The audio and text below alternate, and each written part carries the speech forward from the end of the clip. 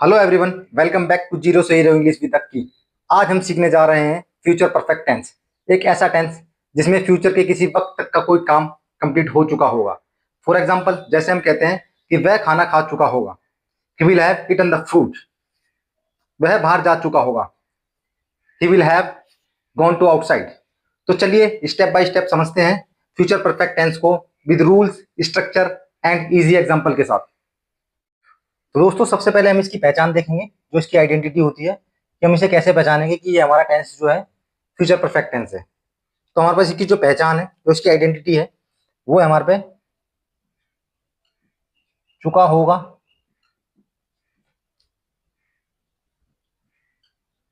चुकी होगी, चुके होंगे,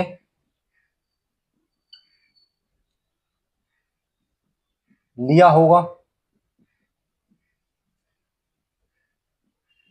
दिया होगा,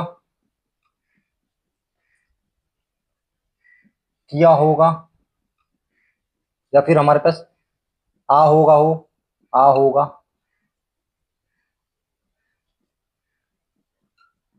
ई होगी, ए होंगे। दोस्तों, ये जो हमारी पहचान है, चुका होगा, चुकी होगी, चुके होंगे, लिया होगा, दिया होगा, किया होगा, आ होगा, ई होगी, ए होंगे। अगर हमारे पहचान में फ्यूचर परफेक्ट टेंस की पहचान में ये आ जाता है तो हम उसे कहते हैं कि वो हमारा फ्यूचर परफेक्ट टेंस है। जैसे कि उसने खाना वह खाना खा चुका होगा, या उसने खाना खा लिया होगा। दोनों का सेंस एक ही है, क्योंकि उसमें जो हमारी पहचान है चुका होगा या लिया होगा आ चुका है। तो दोस्तों, अब हम इसकी देखेंगे हेल्पिंग वर्ब। जो हमारे पे हेल्पिंग वर्ब है, जो इसकी हेल्पिंग वर्ब होती है दोस्तों, हेल्पिंग वर्ब है इसकी विल और शैल प्लस में हैव। विल शैल प्लस में हैव। दोस्तों, इसका मैंने आपको बता रखा है, जो विल है ये सब के साथ यूज कर सकते हो आप, सब सब्जेक्ट के साथ, चाहे वो I, we, you, they, he, she, it, या कोई नेम हो, या सिंगुलर हो, या प्लूरल हो। ये जो हमारी हेल्पिंग वर्ब है, ये विल हम सबके साथ यूज करेंगे, I, we, you, they, he, she, it, name, और सिंगुलर और प्लूरल। दोस्तों, मैंने आपको बताया था शैल का यूज जो होता है आई और वी के साथ वैसे होता है, लेकिन मैंने आपको बताया कि मॉडर्न इंग्लिश में जो शैल के यूज को खत्म कर दिया गया है। अब स्पीकिंग में खाली हम सबके साथ, सब सब्जेक्ट के साथ विल का यूज करते हैं। अगर आपको कभी रिटर्न इंग्लिश लिखनी हो, या इंग्लिश लिखनी हो, या कोई ऐसे या कोई लेटर या कोई रिटर्न में कुछ काम करना हो, तो आप आई के साथ और वी के साथ शैल का यूज कर सकते हो। तो दोस्तों, अब हम इसके देखेंगे स्ट्रक्चर वन बाय वन। तो दोस्तों, आपको पता है कि हमारे पे स्ट्रक्चर चार होते हैं। जो पहला स्ट्रक्चर हमारा अफर्मेटिव, ये हमारा अफर्मेटिव स्ट्रक्चर कहता है। सबसे पहले क्या आता है? Subject. Subject plus helping verb. Helping verb क्या है हमारे पे? विल और शैल प्लस में हैव प्लस में वर्ब की थर्ड फॉर्म प्लस में ऑब्जेक्ट। ये हमारा अफर्मेटिव स्ट्रक्चर। जो नेगेटिव स्ट्रक्चर हमारा, वो है subject plus will shall plus में नॉट प्लस में हैव प्लस में वर्ब की थर्ड फॉर्म प्लस में ऑब्जेक्ट। अब जो हमारा इंटेरोगेटिव स्ट्रक्चर है, इंटेरोगेटिव स्ट्रक्चर है हमारा, हेल्पिंग वर्ब पहले आ जाती है। हेल्पिंग वर्ब पहले आ जाएगी विल शैल प्लस में सब्जेक्ट प्लस में हैव प्लस में वर्ब की थर्ड फॉर्म प्लस में ऑब्जेक्ट। अब जो हमारा डब्ल्यू एच स्ट्रक्चर है, डब्ल्यू एच फैमिली का स्ट्रक्चर हमारे पास, वो है पहले डब्ल्यू एच फैमिली का वर्ड जो होगा, W H family word, W H family word plus में विल शैल, विल और शैल प्लस में सब्जेक्ट प्लस में हैव प्लस में वर्ब की थर्ड फॉर्म प्लस में ऑब्जेक्ट क्वेश्चन मार्क। दोस्तों, ये हमारे चार स्ट्रक्चर हैं। जो सबसे पहला हमारे पास स्ट्रक्चर अफर्मेटिव, वो क्या कहता है? पहले सब्जेक्ट आ जाता है, सब्जेक्ट फिर हेल्पिंग वर्ब। हेल्पिंग वर्ब हमारी विल और शैल है, लेकिन मैंने दोस्तों आपको बताया कि सब सब्जेक्ट के साथ आप विल का यूज कर सकते हो स्पीकिंग में।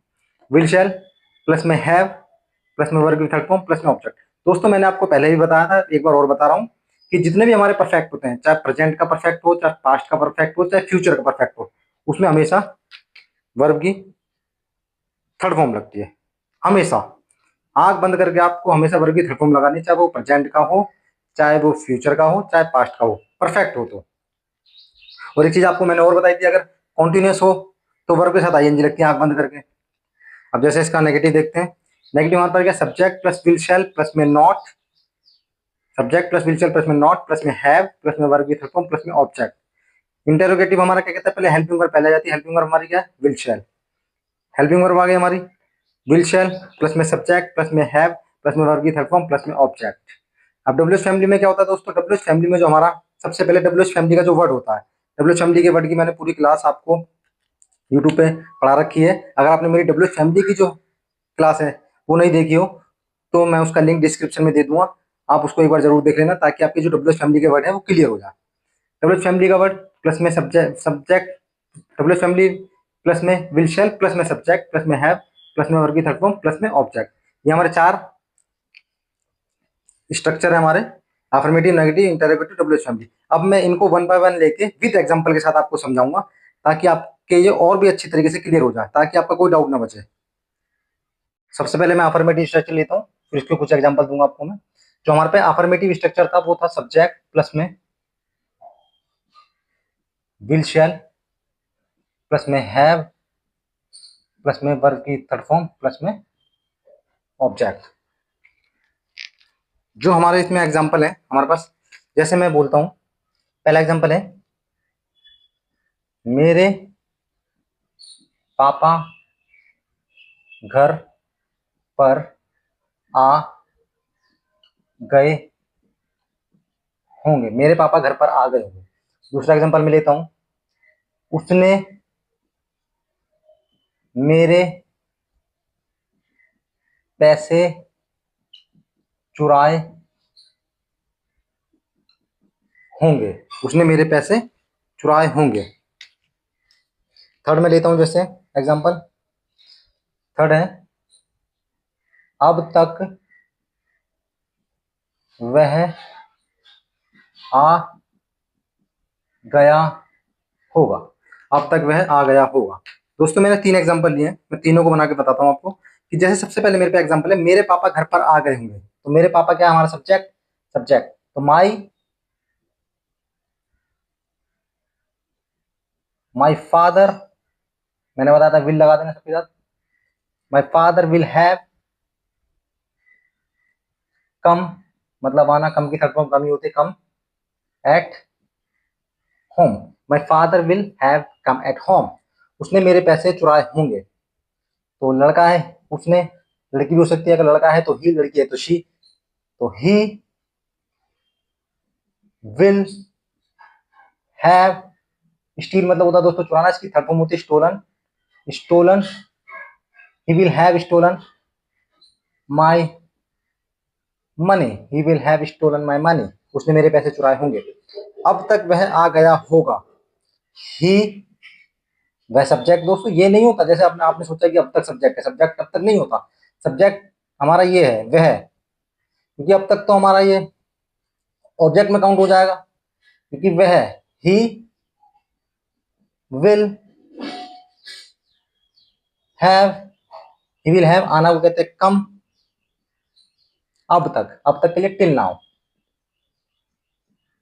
दोस्तों कुछ वर्ड है जैसे अब तक, जब तक, तब तक, जब, कब, ये मैं आपको इसकी एक वीडियो दूंगा पूरी, ताकि आपको ये वर्ड में डाउट ना रहे और आपके ये वर्ड भी क्लियर हो जाए।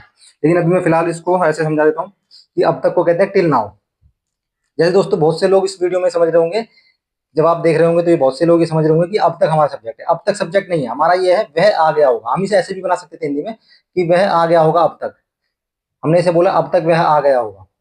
तो सब्जेक्ट हमारा क्या है, सब्जेक्ट हमारा है वह हमारा सब्जेक्ट है, वह आना, आना, आना हमारी हो गई वर्ब, ये हमारा क्या हो गया सब्जेक्ट, ये हो गई हमारी वर्ब, आ गया होगा, ये हमारा क्या हो गया, ये जो बचा हमारा वो बचता ऑब्जेक्ट या अदर वर्ड भी कहते हैं उसे। तो दोस्तों हमारे पे ये तीन एग्जांपल है, मेरे पापा घर पर आ गए होंगे, my father will have come at home, उसने मेरे पैसे चुराए होंगे, he will have stolen my money, अब तक वह आ गया होगा, सब्जेक्ट हमारा ही विल हैव कम आना, कम की थर्ड फॉर्म कम, टिल नाउ अब तक।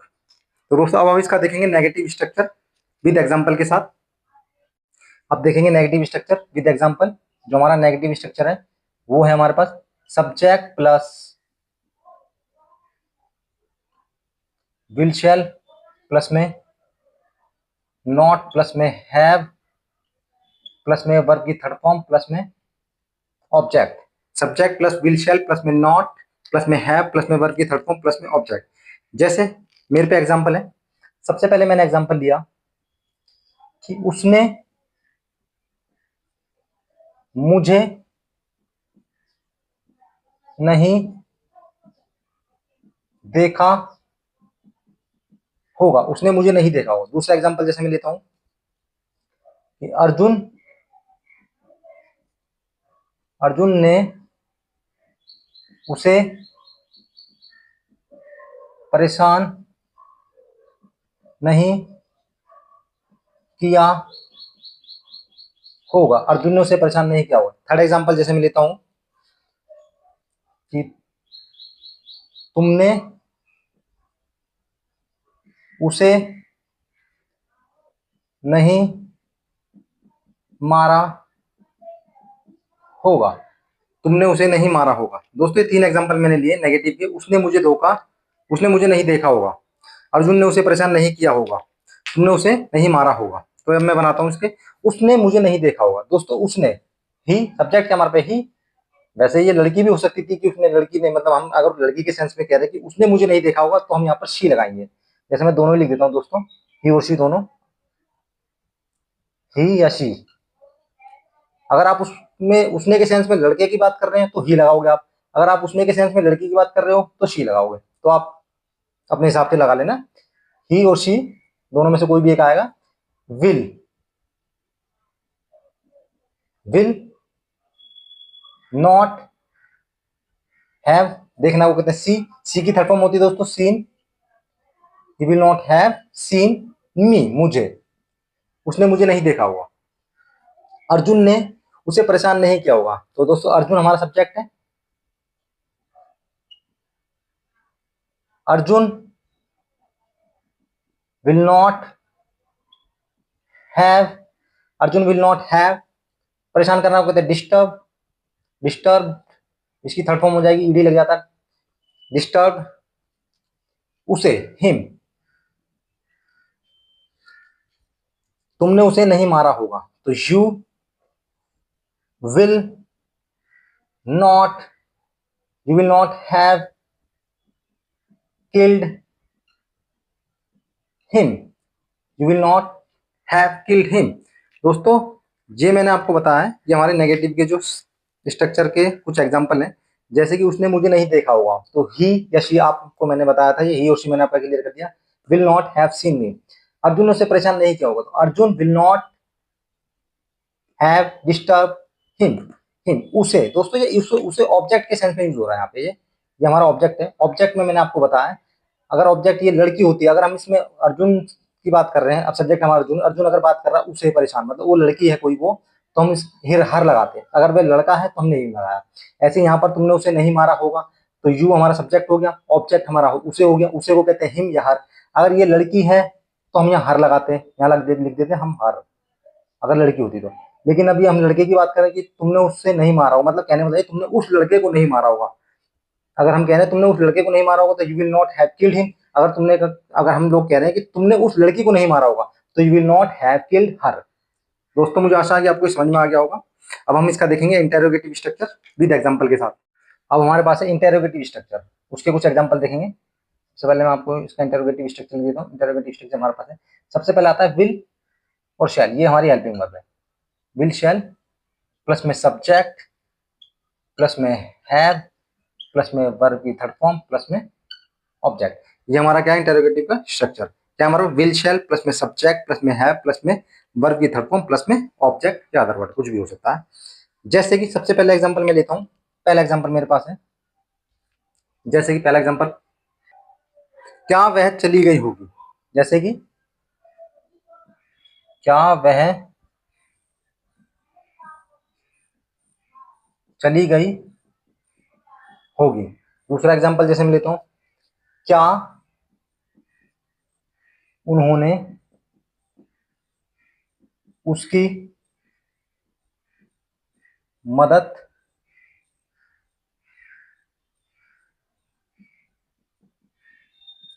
की होगी, क्या उन्होंने उसकी मदद की होगी। थर्ड एग्जांपल जैसे मैं लेता हूं, क्या हमने खाना खा लिया होगा, क्या हमने खाना खा लिया होगा। दोस्तों ये तीन एग्जांपल मैंने लिए, अब मैं इनको ट्रांसलेट करके दिखाता हूँ कि इंग्लिश में हम इसको कैसे बनाएंगे। जैसे क्या वह चली गई होगी, तो दोस्तों हेल्पिंग वर्ब पहले आ जाएगी क्योंकि इंटरोगेटिव है, क्योंकि क्या वाला है। क्या वाले में मैंने पहले ही आपको बता रखा है कि हेल्पिंग वर्ब सबसे पहले आ जाती है। हेल्पिंग वर्ब हमारी क्या है, विल या शैल, तो विल आएगी, मैंने बताया सबके साथ विल यूज करोगे आप। तो विल, वह चली गई, लड़की है तो शी विल शी हैव, चले जाना को कहते हैं गॉन, गो की थर्ड फॉर्म है गॉन क्वेश्चन मार्क। क्या उन्होंने उसकी मदद की होगी, तो क्या पहला आ जाएगा हेल्पिंग वर्ब विल, उन्होंने उन्होंने तो they, will they have, will they have helped him, उसकी मदद की होगी, will they have help him. Help की थर्ड फॉर्म होती है दोस्तों हेल्प, ईडी लग जाता है।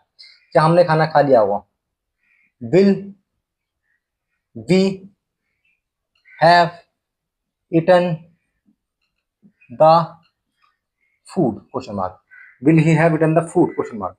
दोस्तों ये है क्या वह चली गई होगी, विल शी हैव गॉन, क्या उन्होंने उसकी मदद की होगी, will they have helped him, क्या हमने खाना खा लिया होगा, will we have eaten the food. अब दोस्तों हम इसके देखेंगे WH स्ट्रक्चर के साथ कुछ एग्जांपल। अब हम इसका लिखेंगे WH फैमिली का स्ट्रक्चर और उसके कुछ एग्जांपल देखेंगे। तो WH फैमिली का जो सबसे पहला आ जाता है WH वर्ड, WH फैमिली का जो वर्ड है WH फैमिली, फैमिली का वर्ड प्लस में विल और शैल,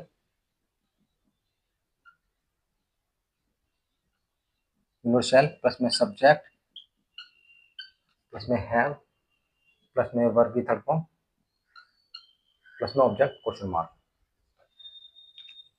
तो हमारा क्या है, ये जो WH फैमिली का जो हमारा स्ट्रक्चर है ये है WH फैमिली का वर्ड आएगा सबसे पहले, फिर प्लस में विल शैल प्लस में सब्जेक्ट प्लस में हैव प्लस में वर्ब की थर्ड फॉर्म प्लस में ऑब्जेक्ट।